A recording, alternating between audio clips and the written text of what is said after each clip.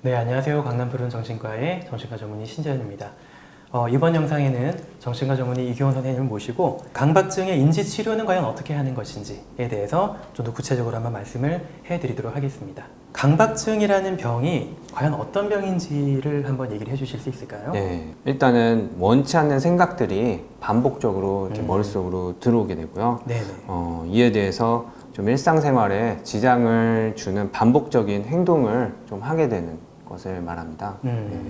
그래서 여기서 좀 원치 않는 생각이 반복적으로 드는 거를 의학적인 용어로 해서 강박사고라고 하고요. 그에 따른 반복적인 행동을 하게 되는 거를 강박행동이라고 합니다.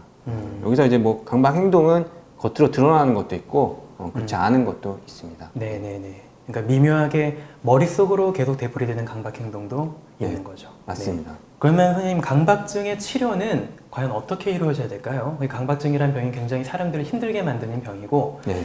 치료를 하기는 하는데 잘 낫지도 않고 오랫동안 고생하시다가 막 병원을 돌고 돌고 하는 분들이 굉장히 많이 계시거든요. 혹시 어떤 치료를 받아야지 좀 강박증이 좋아질까요? 네, 크게 두 가지로 나뉘는데요. 두 가지. 네. 약물 치료랑 인증록 치료 두 가지로 저희가 이제 치료를 하게 됩니다. 네. 약물 치료는 밝혀진 바로는 한 50에서 70%에서는 증상이 50% 이상 호전된다. 저희가 이제 많은 정신과 질환들이 증상이 50% 이상 호전되면은 치료에 반응이 있다고 좀 여기거든요. 네네. 주로 항우울제를 쓰는데 뭐 우울장애에 비해서 좀 고용량을 많이 사용하게 되고 약물 치료와 함께 저희가 인증록 치료도 병행을 하는 경우가 표준적인 치료인데 네. 그런 경우에 이제 재발을 방지할 수 있기 때문에 가장 좋은 결과를 저희가 낼 수 있겠습니다. 네. 그러니까 항우울제라고 하는 거는 이제 우리가 흔히 얘기하는 SSRI류를 많이 쓰죠. 네. SSRI에서 이제 S라는 건 세로토닌을 뜻하는 건데 이 세로토닌이라는 것이 뇌에서 작용을 하게 되면서 불균형을 조절을 해주고 그러면서 뇌에 있는 강박 회로가 식어지는 그런 효과가 나타나게 됩니다. 그러면서 이제 강박증 상태에 좀 호전되는 경과를 경험하게 되고요. 약물 치료만큼 또 인지행동 치료도 굉장히 중요한 것으로 인식이 되고 있는데 네.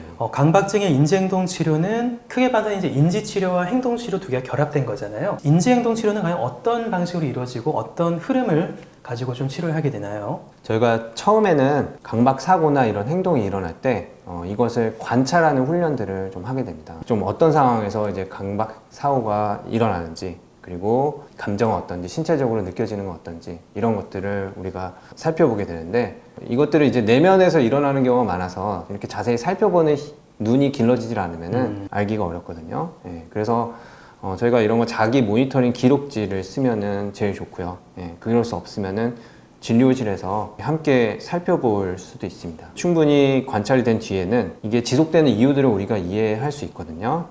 이게 지속되는 이유는 저희가 강박 사고가 있을 때 동반되는 강박 행동들이 내담자에게 주는 큰 이득이 있기 때문에 저희가 이런 행동이 반복적으로 일어날 수 있게 됩니다. 그 증상이 있는 이유가 네. 나에게 이득이 있기 때문에 계속 증상을 되풀이하는 거군요. 그렇죠. 그래서 뭐 예를 들어보자면은 콘센트를 뽑지 않으면은 뭐 큰 화재가 날 수 있다. 이런 강박 사고가 있는 분들은 콘센트를 모두 뽑았다는 걸 수차례 계속 확인을 한다든지 아니면은 좀 이렇게 사진을 찍어서 그런 생각들이 있을 때마다 확인을 만약 하게 되면은 불안감이 감소되고 혹은 화재가 나면 어떡하지 하는 생각들이 머릿속에서 계속 맴도는 거를 강박 행동을 하면은 막아줄 수가 있겠습니다.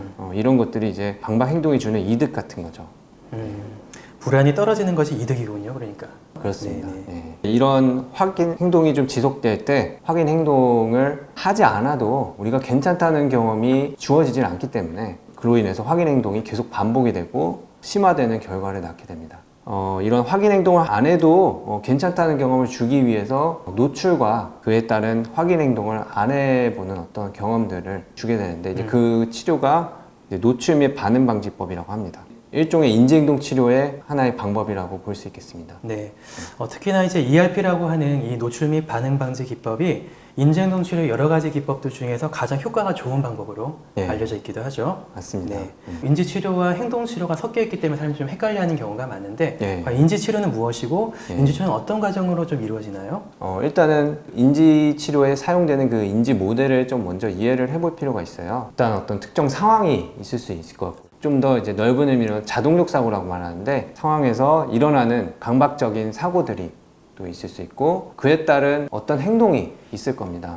그 행동이 강박장애에서는 강박 행동이 될 거고요. 그에 따른 결과가 또 있을 수 있는데 이 요소들이 어떻게 연결되어 있는지를 이해하는 것이 필요하고요. 이것들을 좀 더 우리가 잘 알아차리기 위해서 쓰는 방법이 있는데 이제 세칸 기법이라는 거거든요. 아까 말씀드린 어떤 상황과 자동적 사고가 있는데 이 자동적 사고에 우리가 매몰되면은 이 자동적 사고가 강박 환자에게는 굉장히 위협적이거든요. 위협적으로 느껴질수록 다르게 우리가 이 상황을 받아들일 수 있다는 것을 인식하지 어렵게 만들죠. 세칸 기법이라는 거는 이런 내가 자동적 사고 외에 다른 생각을 또 해볼 수도 있는지 이런 대안적인 생각을 말씀하시는 거죠? 그쵸. 그런 것들을 어떤 것들이 있을지 이런 것을 살펴보는 기록지라고 볼 수 있어요. 상황, 자동적 사고, 그리고 대안적 사고 이렇게 나누어서 떨어뜨려 놓고 바라보듯이 네. 그것을 살펴보는 거죠. 예를 들자면은 내 손에 뭔가 더러운 게 묻었으니까 나는 병에 걸려 죽을 거야 네. 라는 생각이 자동적 사고라면 이걸 대안적 생각으로 바꿔서 본다면은 내 손에 더러운 게 묻어서 찝찝하긴 하지만 찝찝함은 금방 지나갈 것이고 뭔가 하나 묻었다고 해서 내가 병에 걸릴 일은 없어. 나에게는 면역력이라는 강력한 힘이 있으니까 라는 식으로 네. 생각을 좀 바꿔볼 수가 있을 것 같네요. 네, 맞습니다. 강박증 환자분들의 약간 좀 특이한 생각들이 있잖아요. 네. 특이한 생각들이 좀 많은데 그런 특이한 생각들을 저희가 좀 살펴보면 굉장히 좀 오류가 많은 생각들이 있단 말이에요. 네. 이걸 우리가 인지오류라고 얘기를 하는데요. 네. 과연 이런 인지오류 중에서도 강박증 환자에게 특징적으로 나타나는 인지오류가 어떤 것들이 있을까요? 크게 뭐 흑백 논리나 재앙화 사고 이런 것들이 우리가 좀 살펴볼 수가 있어요. 흑백 논리는 이제 우리가 세상에는 흑색이나 백색 말고도 다양한 색깔이 있잖아요. 네, 그렇죠. 강박증 환자들은 마치 우리가 세상에 흑색이나 백색밖에 없는 것처럼 뭔가 생각을 할 때도 극단적인 판단을 이제 내리게 된다는 거죠. 아까 말씀하신 어떤 청결에 대해서도 뭐 이렇게 오염돼서 큰일 날지 몰라 이런 생각이 있다면은 뭐 약간 오염이 돼서 찝찝한 게 뭐 있을 수도 있고 그건 뭐 병에 걸릴 수도 있지만은 뭐 그렇게 좀 큰 일이 아닐 수도 있는데 네. 굉장히 극단적인 어떤 수준까지 그것을 생각하게 되고요. 네, 그러니까 뭐 찝찝한 거에서 네. 바로 죽는다로 네. 가는 거죠. 맞습니다. 네. 예. 재앙화 사고도 뭐 비슷해요. 과정이 없이 마치 그 결과가 재앙 같은 어떤 극단적인 수준으로까지 이제 생각을 하는 거거든요.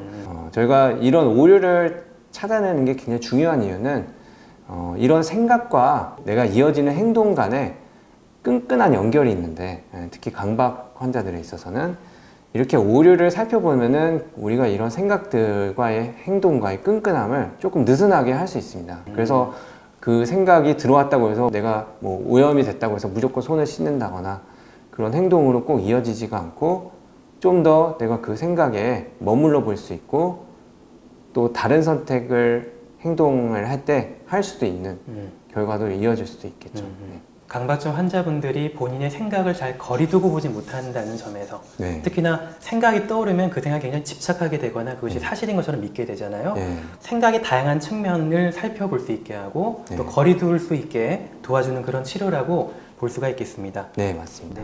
네. 이번 영상에서는 강박증의 인지치료에 대해서 한번 얘기를 나누어 봤습니다. 많은 분들에게 도움이 되었으면 좋겠습니다.